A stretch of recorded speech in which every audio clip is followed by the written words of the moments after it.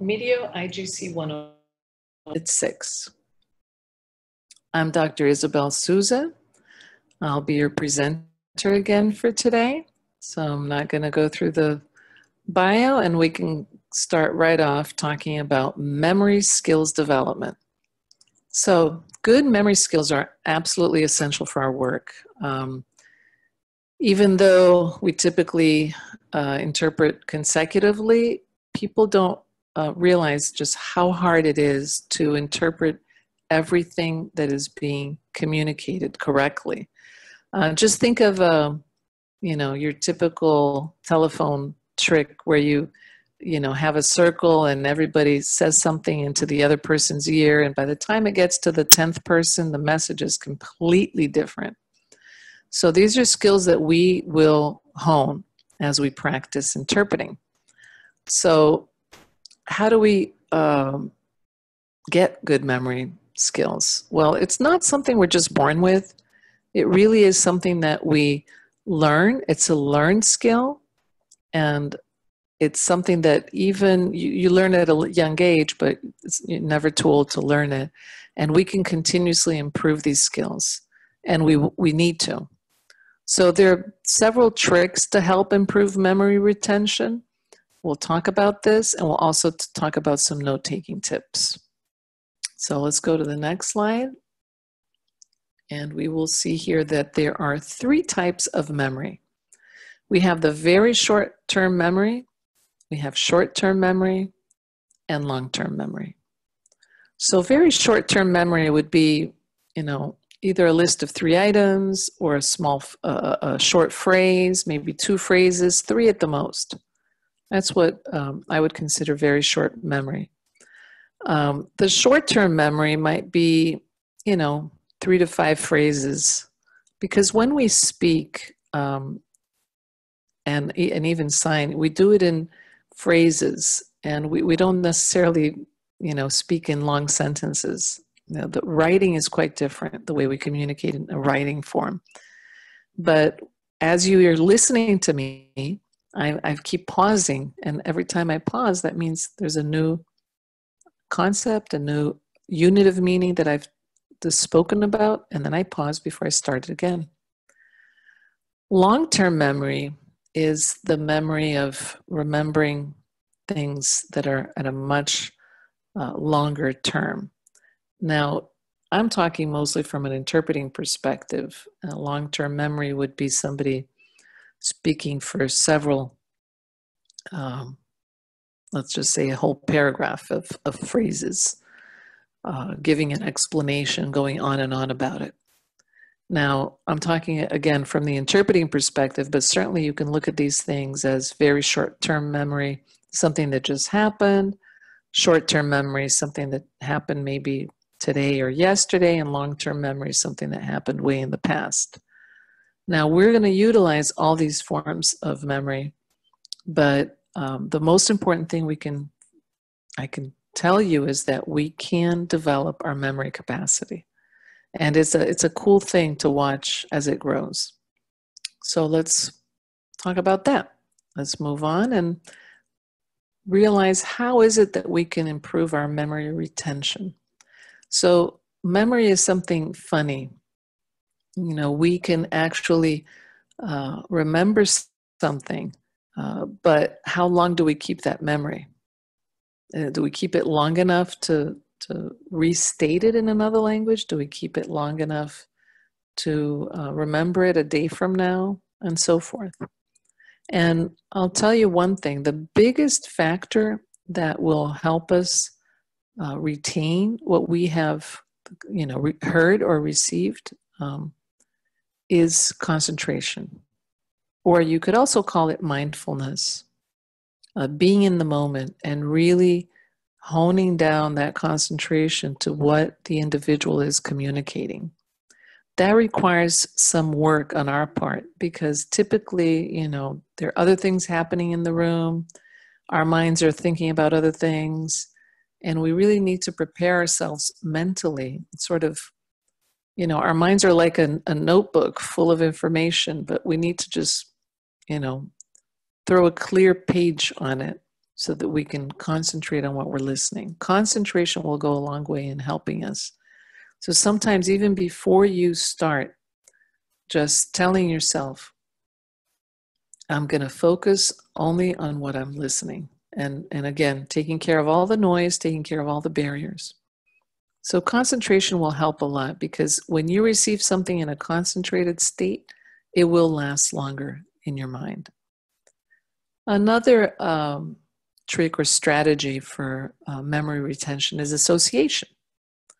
So I'll give you an example. If somebody says their name is Angela, that happens to be my mother's name, I'm going to quickly think of my mother.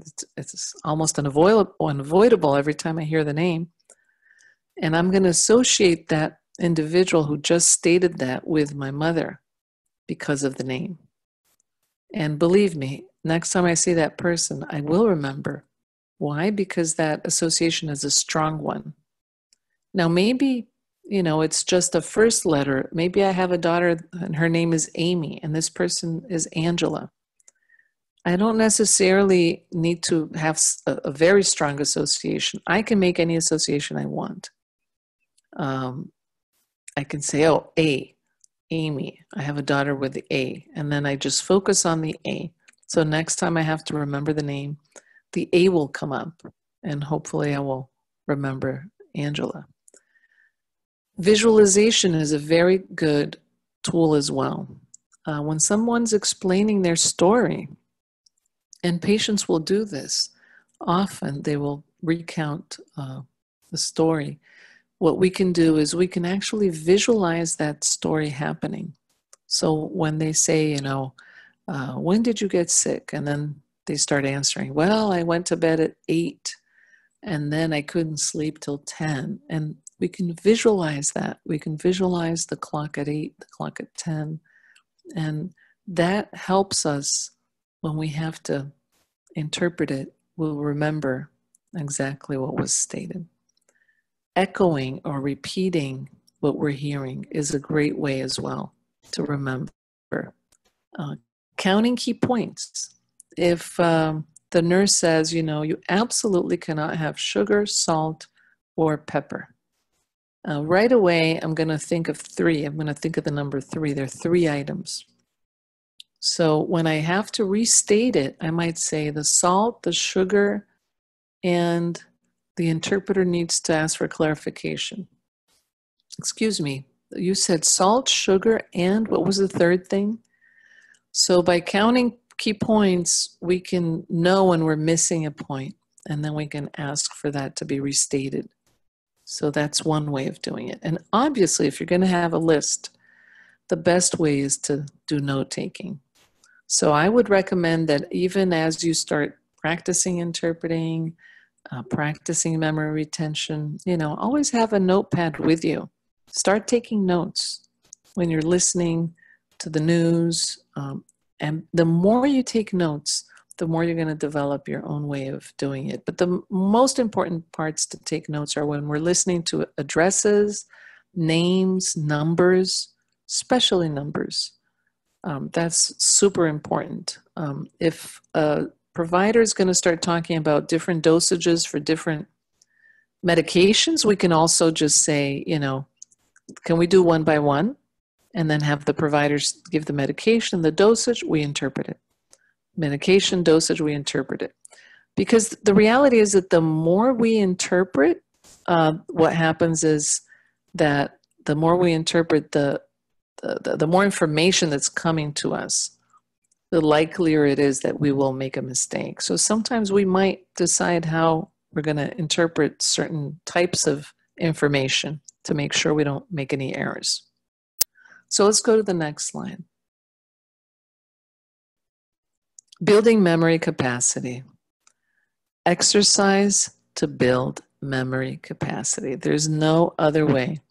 The only way to build it is to exercise, to practice. And I would recommend that you practice it daily from now on, because this will help your interpretation accuracy incredibly. And it will help you in many ways in life. But just constantly try to remember things that you've done, heard, or seen, and make it a point to do so. If you're on the road, you know, you can look at a particular tag or take a picture of it and then try to remember the tag. Maybe you just want to remember the first letter. Maybe you get good at it and you start remembering all 3 letters. Maybe you know, keep challenging yourself to improve that. Memorizing telephone numbers. People have stopped doing it because we have so many tools these days. But the reality is that we're all capable of memorizing telephone numbers, even credit card numbers if we wanted. But we need to practice it. One great way to do this is to use an audio or video recorder. So in terms of materials you can practice with, really anything on your screen can be used, whether it's in written form, whether it's the news in video form, or whether it's a podcast. But I'll state that those sources that you can stop and rewind are better, because you can, you know, put a news that you can record, and you can just pause it, and then you try to restate what was stated, and then you can rewind and check if you interpreted it correctly or repeated it correctly, even in the same language. It's a good exercise. With a recorder, you can actually record your own remembrance, and then you can check it against, you know, the video that you're watching or whatever source you're looking at. Obtaining feedback. I think you can mostly do this on your own, but if you're using someone else, you can do a game and you can get feedback on how to, you know, how do you remember this, and then have them tell you what you forgot. So these are good exercises to do on a regular basis. So let's move on to the next slide. Note-taking techniques. As I mentioned before, note-taking is essential in interpreting, and everybody should have their little pad with them. Why is it essential? Not only to take notes while we're interpreting, but oftentimes we'll hear terminology that we interpreted, but we know there's a better expression of that, and we want to remember it. So when we do that, we want to make sure that we interpret in a way, you know, that the notes are helping us. So we can also jot a term down and say, hey, I'm going to look this up later because I know there's a way to express this, or we can talk to colleagues. So it's also a way to compile terminology.